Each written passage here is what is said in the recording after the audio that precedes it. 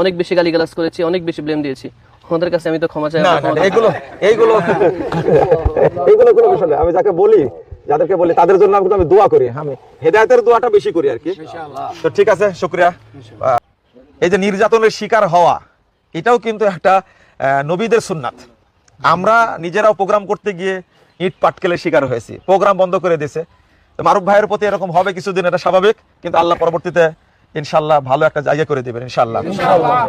আল্লাহর কাছে নিরাপত্তা চাই, যারাই কোরআন এবং সুন্নাহর ছায়াতলে আসবে, সালাফি মানহাজ গ্রহণ করবে, আল্লাহ তুমি তাদেরকে তোমার পক্ষ থেকে নিরাপত্তা দান করো। আর যারা আমার আলোচনাটা শুনছেন, বাংলাদেশের যেখানেই যাবে আমাদের মারুফ ভাই, সেখানে তার নিরাপত্তা দেওয়ার দায়িত্ব আপনাদের প্রথমত আল্লাহর কাছে। আর হেদায়েত এমন একটা জিনিস, সর্বশ্রেষ্ঠ নিয়ামত হলো কি? সর্বশ্রেষ্ঠ নিয়ামত। ইহদিনা, আমি তার সাথে আছি এবং থাকবো ইনশাআল্লাহ। জুলমের শিকার হলে আমি প্রথম কথা বলবো ইনশাআল্লাহ, মামলা পর্যন্ত যাব, জেল পর্যন্ত খাটবো ইনশাআল্লাহ। কিন্তু কোন ভাইকে আমরা একা ছেড়ে দেব না, নিরাপত্তা দেব ইনশাআল্লাহ। জাযাকুমুল্লাহ খাইরান ওয়া বারাকাল্লাহু ফিকুম। রব্বাক দুটো কথা বলেন আপনি।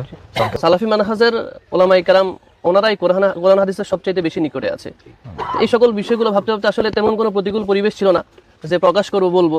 যার কাছে বলতে গিয়েছি তার কাছ থেকে ব্লেমের শিকার হয়েছি।